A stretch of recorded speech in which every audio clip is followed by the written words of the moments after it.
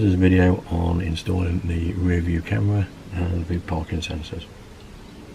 This is where you get your parking sensors.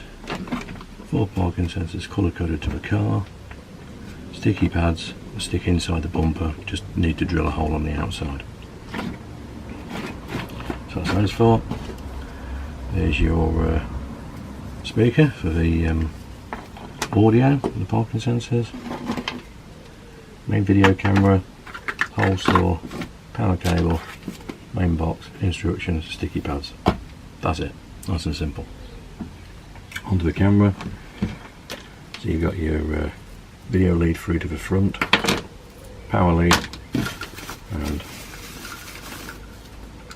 reversing camera itself, which is also part of the number plate light, license plate light. That's it. Right, I'll show you roughly on the bench how everything wires up. You got your little plugs on all 4 sensors. They plug into A, B, C and D on your main box. Your buzzer, speaker, goes into a buzzer hole, power lead into a power hole, and then the video cable plugs into the last one. Now this is a bit different to normal sensors because it's got the camera. What you've got 2 leads. Plug your camera into there, and then the camera lead that would normally go to the front is that one. So basically that means that your distance recognition from the parking sensors is then portrayed onto the video image from the reversing camera.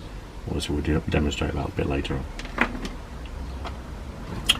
Power wise, you've got this one's from the camera, this one's from the parking sensors.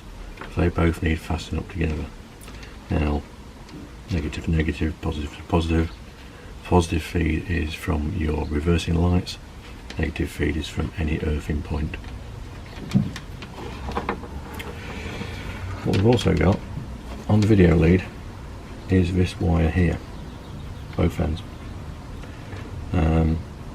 Again, this also picks up from your positive feed from your reversing lights, and it's the trigger cable.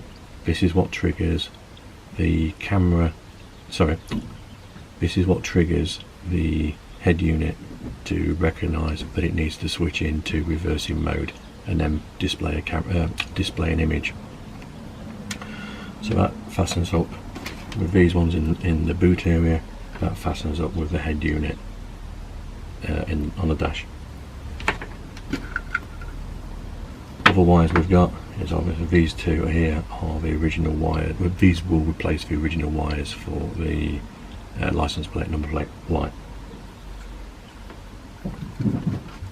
And that's about it.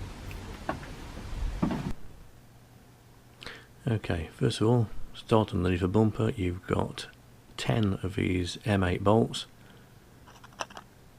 throughout the bottom part of the bumper.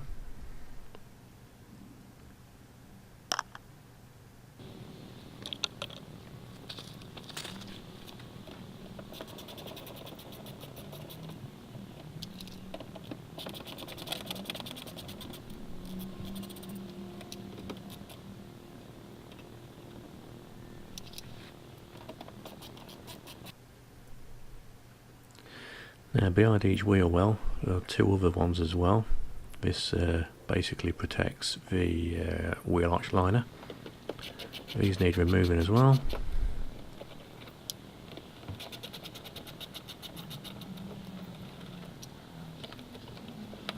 Peel it back. You can actually remove a wheelie if you really want to. It's not really necessary, you can get in behind it, because you now need to get your long reach for another one that is right at the top end here, roughly where my hand is, just there. Your long reach extension straight up and unwind.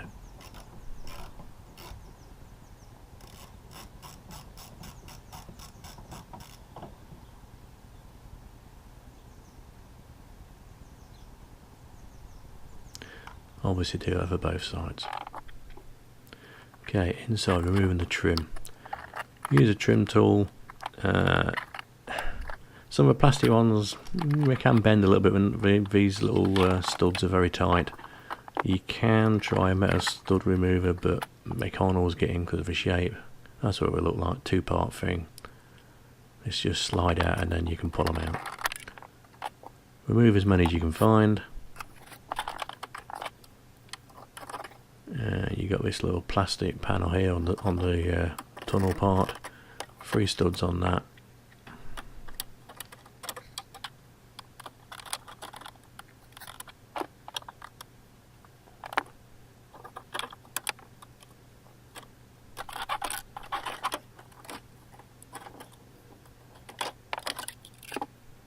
And put it to safety. This section just clips off. You've got 3 clips on that bit, and then you can start removing your panel. Now you got your light cover. Again, another 3 studs on here, all hidden.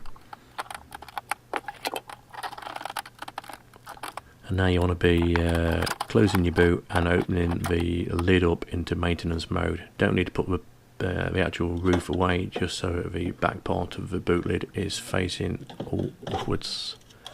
Remove your plastic panels. And now you got M8 studs here to remove the rear lights.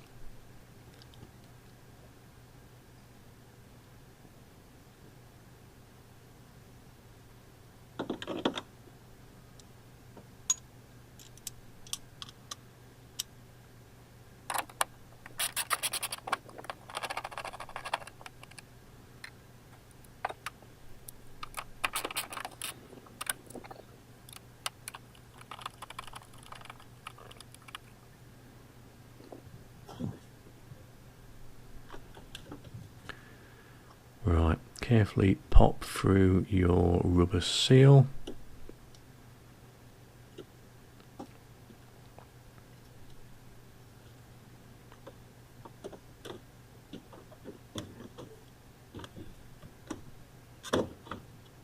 Not forgetting to, of course, to remove your plug coupler first. You just twist off here so you can get at it a bit better. Little clip just there where my thumb is, and it pops open. Push it through and put it to a safe place. Same goes for the left hand side as well.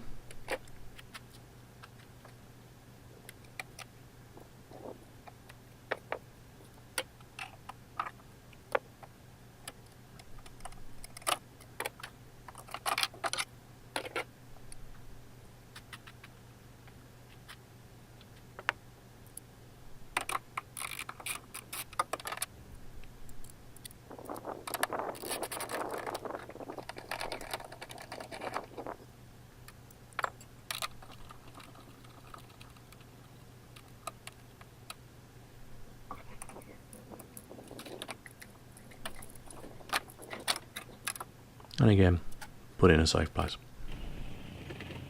Okay, now to removing the bumper. Get on your plastic pry tools and just basically feed it in the gap here. Just gently press it down and the bumper will come away. There are 3 clips on each side and then it is basically jammed in. There are clips here as well. You can just put your very thin pry tool in there and it will slowly ease its way out. So a bit of tugging, a bit of prying. There's not really a lot to actually pry. You can't really get in there very well, but it does eventually come out with a little bit of persuasion. Being very careful, of course, not to drop the bumper. And there you go. Disconnect your number plate lights.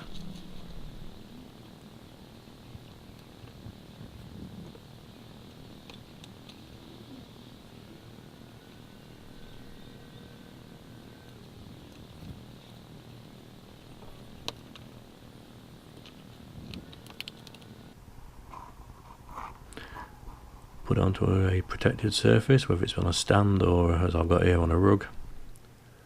And there we go. The bumper is actually marked already by BMW. You can't very well see it in this picture, but there are 4 marks on here for each of the sensors. The two centre ones I do recommend moving out by 1 inch, because you've got these two metal studs on the bumper absorber that will get in the way of aftermarket ones. So if you move it to 1 inch outside of that area, you'll miss that completely.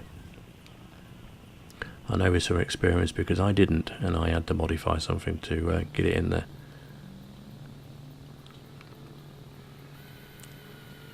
So using the marks on there, drill your hole through. Now after I'd done this, I did think that I had actually made a mistake by drilling from the inside out, because it did leave a ridge. I did actually notice afterwards there was actually a ridge on the inside as well. So I do suggest getting a Stanley blade here and very carefully just slicing across the surface of the bumper, just to clear off a bit of plastic. I'll show you here. Here you go. You can just see on that one, bit of excess. As I say, get a nice good sharp Stanley blade straight across there, and it will take it off cleanly. Okay, before you stick your sensors in, get an alcohol wipe and give a good clean around. You may have seen I did actually wipe the surface anyway just to give it a general clean, but now I'm actually cleaning it with an alcohol wipe as well. Set out your sensors.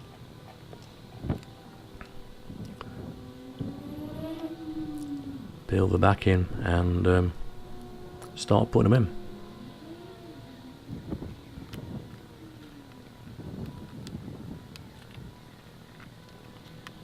Press them down nice and tight.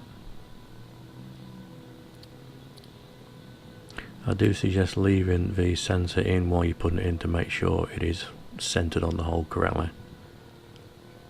Try to keep them as straight and flat as possible and not twisted in the hole.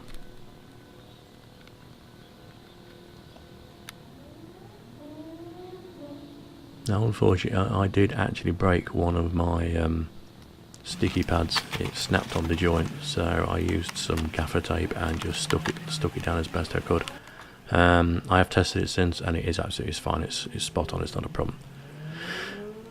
Right, as you can see here, so working from the left side, we've got sensor A, B, C and D to the right hand side.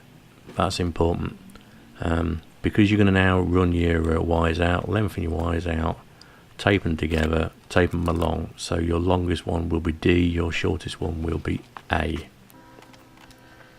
Okay, you now need to make a hole in the grommet. I chose the right hand side one.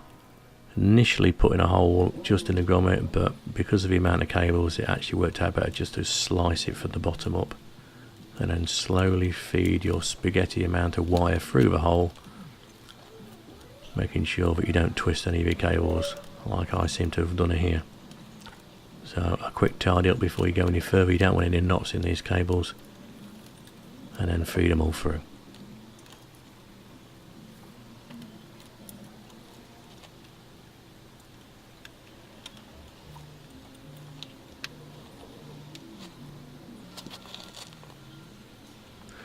Okay, now for your now for your number plate light and camera, just clip them in. Right, this is what I use because the wires don't match up, so I use some 2-pin waterproof connectors from eBay. Wire them into the lights for the reversing camera LED, and I also replaced the other one as well, so the light colour would match.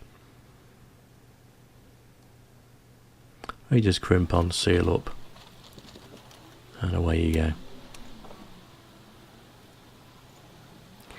Now your video cable and power cable for the camera are going to be outside of the car, so I suggest once you've put them together, put a bit of insulation tape around them. It doesn't really get wet down there, but you could have a bit of moisture, condensation, etc. in the area, so you don't want any of that getting into the lead.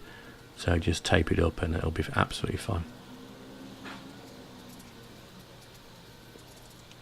And feed any excess back into the car. No point leaving excess out in the bumper area.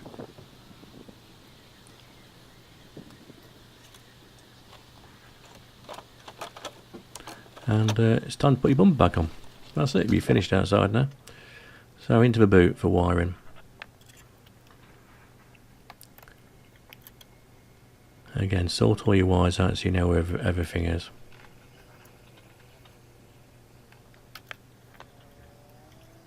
And it's time to start plugging everything into your control box. Like I say, your longest lead for your sensors is D, the shortest lead is A, so you can work out which one's which to go into the box. Now I found a nice little empty spot in the polystyrene container just the other side of the roof module and tucked everything in there. It is a massive cable, so you can sort it out a little bit later on, but you want to be testing, making sure everything works first before you actually hide it away. Now I have altered what I've done since I did this initially. I did power off the reversing light completely to power everything and the neutral. It's not a good idea, it doesn't like it. So I've actually fitted a relay in there now instead. So I've just taken a trigger wire from the reversing lights and used the negative from the reversing lights for that. I'll show you the relay wiring in a minute. Now you want to feed some wires through. So remove your kick plate trim. That just clips up and then pulls up completely. You'll then get to this trim just here. Remove your rubber seal so you can get everything properly. You got one clip at the bottom here, and there is a 10mm nut, plastic nut just behind there. You can just see it in the back of the picture. Okay, back into the boot area, remove the trim forward on the right hand side.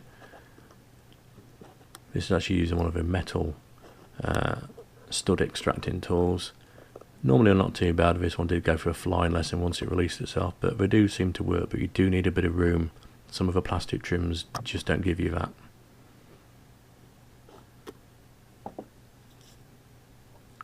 Okay, so once your studs are all out, take that panel out, and that allows you access to that hole right at the back there. Those cables go through, that blue cable is going through on top of the big black loom.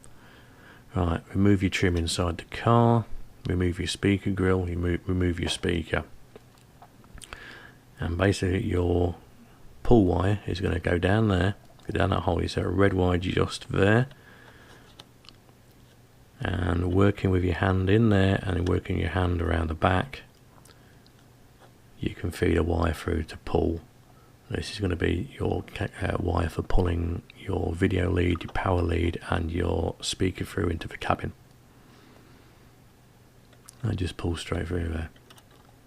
There's plenty of room. So here we go, first cable going through.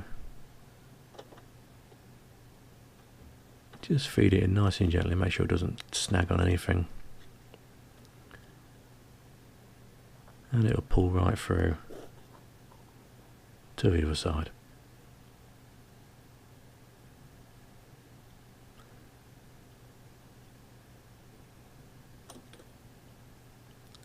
And so yes, running your cables along the kick strip all the way up and to this point here. So you remove this trim, unbolt this one. This basically gives you a bit of access so you can get through.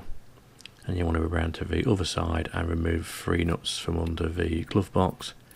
Take the panel out. There's your fuse guide, by the way. Don't forget to put it back so you know where it is. And then you got the tricky fuse box to get out. There's a metal stud just where my fingers are there. You twist it 1/4 turn anti-clockwise and down it comes. There you go, you just see it now. Now remove, well not remove, sorry, move your cables out of the way a little bit. There is a bit of a loom that sticks into the side panel. It's a little tricky, just freeing it up and it drops down. Once it's down you can then slide it towards the passenger seat and actually just come down nicely.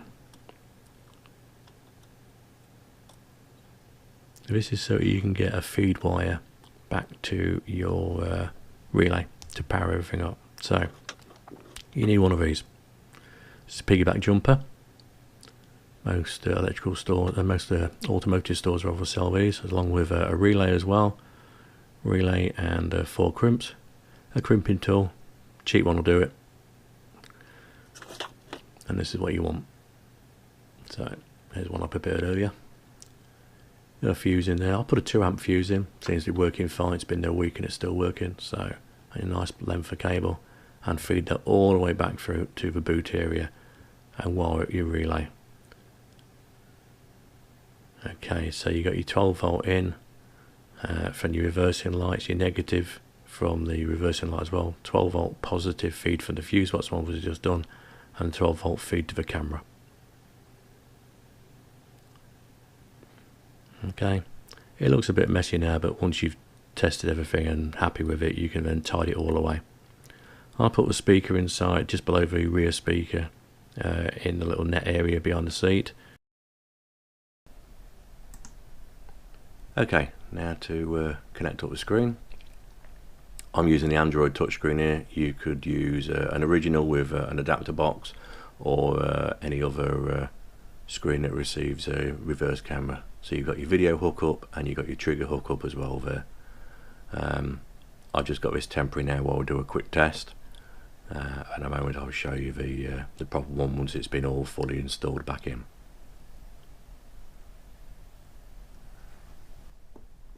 And here we go, let's go for a test. Into reverse, and there's your camera. A, B, C and D, left to right. To see, not only got your reversing camera, you've got your sensor lines, which you'll see in just a moment. Unfortunately, I'm sorry, I didn't actually turn the steering wheel a bit, but when you do turn the steering wheel, it will turn the green lines as well. There we go, we got the indicator going on there. It's telling you what sides as well, with your arrows and your distance. Take it out of gear, and you're back to whatever you're doing before. It does not, this unit does not play music while you're reversing. So that's it, you've tested it, and everything's ready to go. So go back into your boot area, tidy your cables up, and basically start putting your panels back together. And this is your finished result. As you can see, these are just ordered from the online store as grey, and they actually do match the BMW grey very well. Oh, this is a problem with the camera though. I've had to put this little red packer in on the clip. I'll show you why in just a second. So I take the packer out and just put it back in. Somehow I can get in the view on this one, but it just does not hold. Purposely made apparently for a E89, but doesn't fit the hole. I put a little packer in, put it up to one side, and clips in nicely, and it holds. It's been there 2 weeks.